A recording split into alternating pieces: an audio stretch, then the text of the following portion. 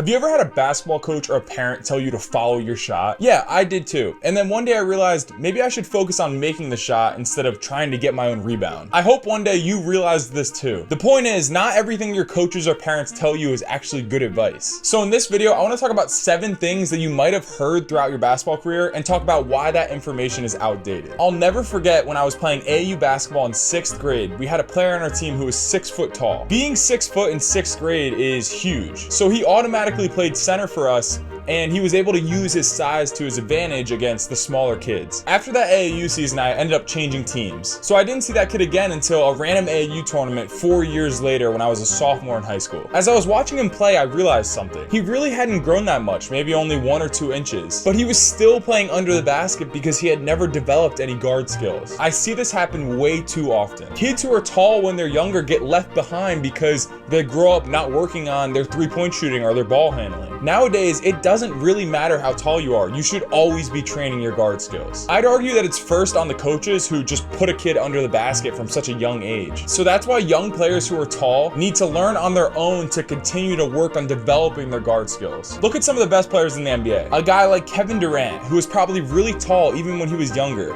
but he didn't just become a post player, and that is what separated him from his peers as he got older. Until you're about a junior in high school, you should not worry about what position you are at all. Just call yourself a wing and then work on all the necessary skills so that you can play anywhere on the court. And any coaches who are out there watching this, please don't call a kid a center before he's even in middle school. You are only gonna hurt their development. So we just got back from a somewhat short Christmas break where we got 4 full days off. I'm playing professionally in Finland right now, so it's the first real break we have had since August, which is normal. But do you wanna know what I did for those 4 days? Absolutely nothing. Well, that's not completely true. I did do stuff, but I didn't touch a basketball, and I tried to think about basketball as little as possible during that time off. I think we sometimes emphasize how hard you have to work to make it to the next level of basketball so much that kids are afraid to take any breaks. I had this issue in high school. It would be the off season, and my family would want to go on vacation or something, but I would be so stressed out if I couldn't work out every day. It was so ingrained in my mentality to never take days off, to be grinding every single day. Luckily, as I've gotten older, I've realized it's really healthy and important to take days off, to reset mentally and physically. In the summers, I always take 1 day of each week off for my training. And nowadays, I really don't get stressed if my family wants to go on vacation and I have to take a week off from working out. Yes, you need to grind and work really hard to achieve your goals. But it's important to remember that even the best players in the world take days off. This will help you stay fresh and maintain a love for the game without getting burnt out. Along those same lines, I think there's another misconception when it comes to how hard you have to work to achieve your basketball goals. My first few years of high school, when I wasn't in season, I would normally go to the gym and train for almost 3 hours a day. And I was getting a lot better. I was making big strides in my game. However, I feel like with more focus and more understanding of what I really needed to work on, I probably could have cut those workouts in half and still gotten the same out of it. This is why nowadays my workouts are no longer than an hour and a half. This will obviously be different for everyone, but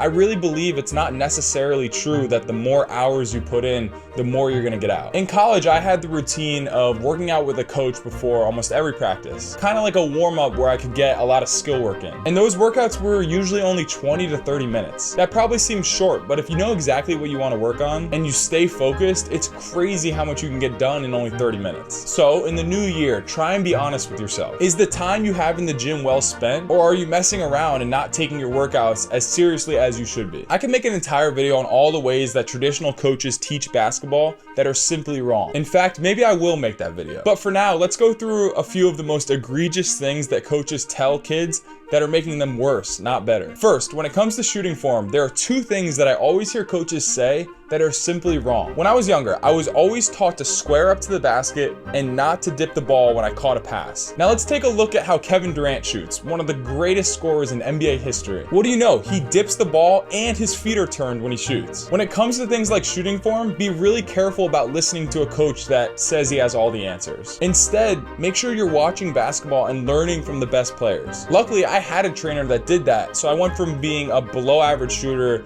to shooting being my most impactful skill. A few more things that I hear from coaches during player development that really frustrate me. Over the course of my life, I have been told not to shoot underhand layups, not to throw one-handed passes, always use my right hand on the right side of the basket and my left hand on the left side of the basket. All of these are truly outdated. And to teach a younger player to never shoot an underhanded layup is to limit their creativity and overall offensive game. And quickly, there's one last thing that really frustrates me. It's this idea that coaches have that you should never cross your feet on defense. Any high-level player knows this is absurd. There are so many defensive situations where you need to cross your feet to recover or beat someone to a spot. Again, the best way to not be limited by bad coaching is to do your own research by watching film on what high-level players do. The next belief that I want you to leave behind heading into this new year is that you have to play D1 basketball. This is a limiting view on what having success in basketball means for a few reasons. The first is that there are really good players at all levels of college basketball. In fact, in the professional league that I'm playing in over here in Finland,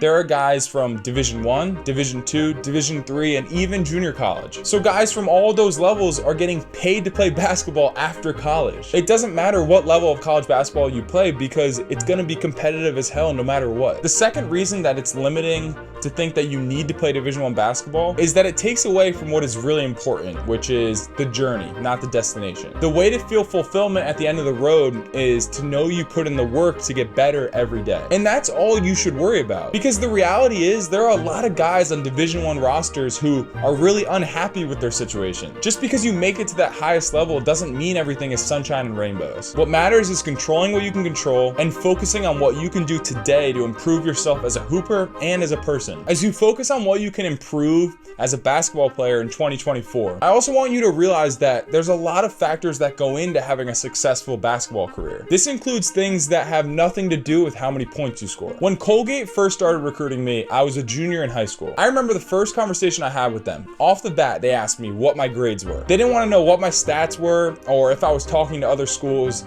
They wanted to know if I had the grades to get into their school. And luckily I did. Although I wasn't the best student, I made enough of an effort in high school to give myself the opportunity to play basically anywhere. Just make sure you keep this in mind if you have goals of playing college basketball. Grades do count. It doesn't matter how much a school wants you. If you're failing half your classes, there's not much they can do. Along those same lines, what kind of person you are really matters in recruiting. This doesn't just mean being nice when a coach talks to you, but actually having a personality and an interest in their school. College coaches want to recruit kids who care about basketball and also care about team culture. Winning teams usually get along, and if you're someone who's a hothead with your teammates and your coaches, you're not gonna fit in. Honestly, this is just good life advice. Treat people with respect because you never know who that person could turn out to be in your life, or even who they might know that could possibly give you a life-changing opportunity. So don't forget your academics and don't forget to be a good person. Yeah, that sounds right. Lastly, this one is mostly for coaches to hear, but I think is important for players to hear too. I had a coach when I was in middle school who would make us do sprints if we missed a layup in practice. We were in 5th grade. There's a fine line between being tough on a kid to push them to get better and being so hard on kids that you make them lose confidence in themselves and lose their love for the game. I see it so often. A kid gets into a game, makes one mistake, and a coach pulls them right back out. How does this make any sense? Especially when kids are so young. Mistakes are a part of basketball. That's how you get better. So coaches, us players ask you, please let us make mistakes. Let us play with freedom. I'm getting paid to play basketball right now, so the stakes are really high. But I am so lucky to have coaches over here who understand the importance of instilling confidence in their players, not tearing them down. And for the players, if you have a coach who is killing your confidence, who is making you second guess your love for the game of basketball, I'm really sorry. If you have a chance to get out of that situation, please do it. Go somewhere else. And if you're stuck, then just keep your head down, keep working, and use it as motivation.